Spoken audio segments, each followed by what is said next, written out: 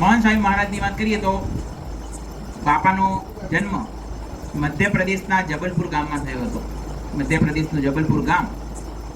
અને સને અંગ્રેજી તારીખ પ્રમાણે ગણીએ તો 13 સપ્ટેમ્બર 1933ના રોજ 13 સપ્ટેમ્બર 1933માં જન્મ થયો.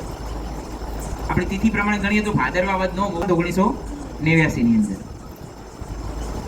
પોતે એમનો જે સ્કૂલ લેવલનો જે પણ એક્ઝામ છે એ થ્રુઆઉટ ઇંગ્લિશ મીડિયમ કોન્વેન્ટ સ્કૂલમાં પોતે અભ્યાસ કર્યો છે. 1950ની આસપાસ આણંદ એમના પિતાજી સાથે આનંદ સ્થાયી થઈ ગયેલા.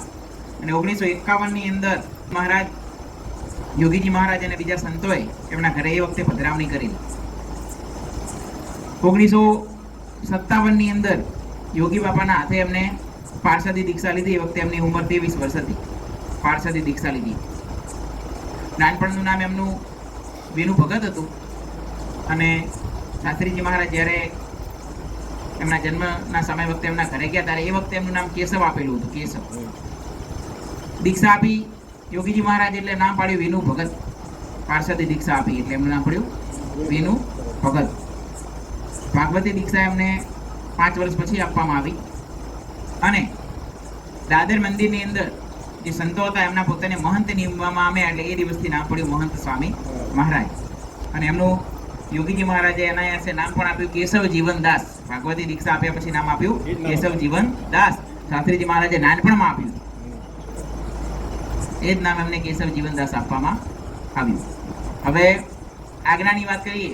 આજ્ઞો અને રાજીપો તો એ પોતે કેવું જીવન જીવ્યા છે આપણે એવા બે પ્રસંગે એમના જોઈએ તો આપણને બધાને ખબર છે સત્સંગીઓને કે જ્યારે મહંત સાહેબ મહારાજ નાસ્તો કરવા બેઠા એ વખતે નાસ્તાની અંદર પાતરા હતા. આપણે પતરવેલિયા કહીએ. બહુ એમને પ્રિય હતા. એકદમ એટલે એમને નક્કી કર્યું આજ પાતરા છે તો આપણે પાતરા જ જમવા, બીજું કશું જમવું નહીં. આપણી પ્રિય વાનગી હોય.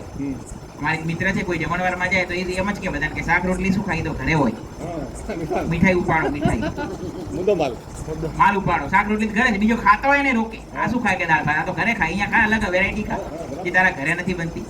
એટલે આપણે આ જ લાભ લેવાનો નક્કી કરતા હોય તો આવું નક્કી મહંત સાહેબ મહારાજે એ વખતે કર્યું કે આજ પાત્રા છે નાસ્તા તો આપણે પાત્રા વ્યવસ્થિત જમવા વ્યવસ્થિત રીતે. યોગીજી મહારાજ અંતર્યામી પુરુષ હતા. એમને જાણી લીધું એમની રુચિ. અને જેવો પાત્રા પીરસવા પેલો ભાઈ આવ્યા પીરસવા માટે એટલે શું કીધું એમને મમરા આપો. મમરા એમને મમરા પ્રિય છે, પાત્રા ભાવતા નથી. આપણા જેવા હોય તો શું કે ગુરુ તમને શું ખબર મને શું ભાવે, આપણે જવાબ આપી દઈએ મને જે ભાવે મને લેવા દો. એ છે કે મિયાજી બીમાર પડ્યા. મિયાજી બીમાર પડ્યા એટલે બધા સગાવાલા બોલાવા આવે પણ હું કરે બોલે નહીં. કોઈ એવું કે ભાઈ એને લીમડાનો તમે સાજો થતો નથી તો લીમડાના જે મોર આવે એનો કડવો જ્યુસ પાવો, કોઈ કારેલાનો જ્યુસ પાવો. આવા બધા કે એટલે પેલો મોઢું મળે બોલે નહીં. કારણ કે એના રુચિની વાત નહીં થઈ. પણ એકવાર એમના ફૂફી આવ્યા. ફૂફીએ વાત કરી કે ભતીજી કો શીરા બના કે ખીલાઓ. પેલો ખાટલા પડ્યો તો બીજા વાતો કે ફૂફી ક્યાં કહી રહી હે વો સુનો. આટલા દિવસથી મારો વાલો હું નતો કહેતો પણ એના રસની વાત આવી એટલે શું બોલ્યો ફૂફી ક્યાં કહી રહી હે વો સુનો. એટલે આવું છે દરેક વ્યક્તિની વાત. એના રસની વાત આવે, પોતાની વાત, વ્યક્તિના વખાણ થતા હોય, વ્યક્તિની વાત થતી હોય એટલે આમ તમે બીજાની વાત કરતા હોય ધ્યાન પણ એની વાત કરો એટલે પેલો 4 વાર પૂછે શું કીધું શું કીધું. એટલે દરેક વ્યક્તિની અંદર હું પણ જાણે જાણે ગમે ત્યારે જાય કોઈ પણ વાત આવે પોતાના ઉપર દ્રષ્ટાંત આપવા માંડે. આના પણ બાપાની તો વાત અનેરી છે તો એમને કીધું કે ભાઈ અમને મમરા આપો. એ દિવસ ને આજની ઘડી આપણે જાણીએ છીએ કેટલા વર્ષ થયા. આજે આપણે વિચારીએ કે 57 અને આ 24 ચાલે છે. દરરોજ એવું કહેવાય છે કે પોતે નાસ્તામાં પહેલા મમરાથી શરૂઆત કરે છે. તો આ શું થયું ગુરુ આજ્ઞા સર્વોપરી. બીજો પ્રસંગ આપણે એમનો જાણીએ છીએ. ભગવાન હતા અને યોગી બાપાના દર્શન કરવા આવ્યા. સવારે મળ્યા. એ વખતે દીક્ષા નથી, યુવકની અંદર હતા. અને સવારમાં કીધું ગુરુ આજે ઉપવાસ હાલ દીધો. ઉપવાસ કરી નાખ્યો. બીજા દિવસે પાછા આવ્યા હતા. બીજા દિવસે ઉપવાસ એમ કરતા કરતા 5 ઉપવાસ નિર્જળા આપી દીધા એમને. 5 રાજીપાથી ઉપવાસ કર્યા. રાજીપાથી પાછા. અને છેલ્લા દિવસે યોગીજી મહારાજે એમને શરબત આપીને પ્રાણા કરાયા. તો એક રાજીપો છે. 11 હોય તો આગલા દિવસની તૈયારી કરીએ કે આવતીકાલે 11 છે તો આજે વ્યવસ્થિત સાંજે બનાવ્યું ના હોય ઘરે વ્યવસ્થિત બનાવજો. શાક રોટલી બનાવજો, ખીચડી કઢી બનાવજો, બરોબર જમવાનું બનાવજો. કાલે 11 છે. 11 પૂરી થવાની બીજા દિવસ તો આયોજન હોય કે આજે શું સવારે ઉપવાસના બીજા દિવસે આયોજન કરવું વ્યવસ્થિત. એટલે આપણું આયોજન શું આપણા મનને રીઝવવા માટે હોય, એમને ગુરુને રીઝવવા. કારણ કે આ તો અનાદિના પુરુષો છે, આપણે એમની કમ્પેરિઝન ન થાય, એમના જેવું આપણે કરી પણ ન શકીએ, પણ માર્ગે ચાલવાની વાત છે. તો આ રાજીપાની વાત છે. તો આવો રાજીપો એમને ઝીલ્યો આપણને ખબર છે.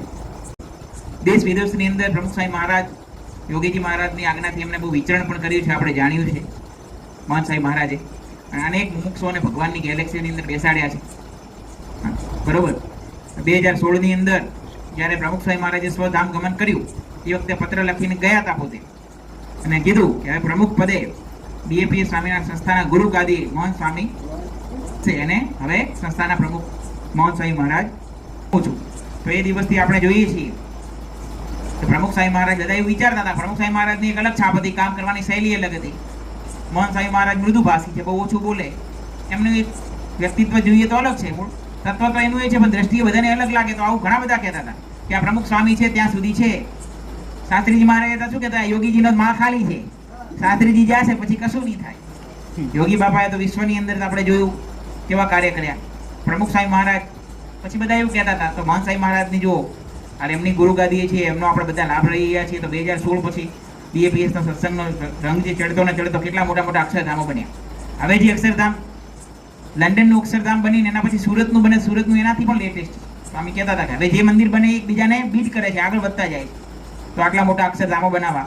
એક વૃદ્ધ માણસ હોય 90 વર્ષનો યુદ્ધ હોય, શરીરના ઠેકાણા ના હોય, આખો દાડો ગળફા થૂકતા હોય, ખૂણામાં આપણે ખાટલો આલ્યો, પાણીનો લોટો આલ્યો હોય, કોને એના સામે જોઈ રહેવું બેસવું ગમે? એકની એક વાતો કર્યા કરે, કોઈને ગમે? 90 વર્ષ, આ બાપાની ઉંમર 90-91 વર્ષની ઉંમર છે અને 3-3 કલાક સભા બેસે છે, આખા કેટલાય લાખો હરિભક્તો એમને જોતાની મારે આપણા બધા સંકલ્પો એકદમ સ્થિર થઈ જાય. 90 વર્ષના વૃદ્ધને સામે આપણે દેહની રીતે વિચારીએ તો આપણે 10 મિનિટ ના બેસીએ. બાળકોને બાળકો સાથે બેસવું ગમે, યુવાનો સાથે, જેને રુચિ પડે રુચિવાળા ભેગા થાય મજા આવે. પણ આજે 90 વર્ષની ઉંમર છે, આવા દુનિયાના મહાન દાતાઓ આપણે જે કહીએ, જ્ઞાની સ્કોલર, આવા લોકો બાપાના પૂજા દર્શન હોય ત્યારે આપણે જોઈએ છીએ કેવું દ્રશ્ય હોય. બરોબર. દુનિયાની અંદર અત્યારે તો ઇતિહાસની અંદર જે લોકો એકબીજાને વશ કર્યા છે, નગારે જગારે કર્યા છે, પણ આપણા આવા ગુરુઓ છે કે 2 હાથ જોડીને ઉભા હોય છે અને કરોડ લોકો એમને નતમસ્તક થાય છે. તો આવું તત્વ આપણા માટે કામ કરી રહ્યા છે. તો આવું આપણું બાપાનું જીવન છે. એમનો જન્મ જયંતિ મહોત્સવ છે, ગુમના દિવસે છે.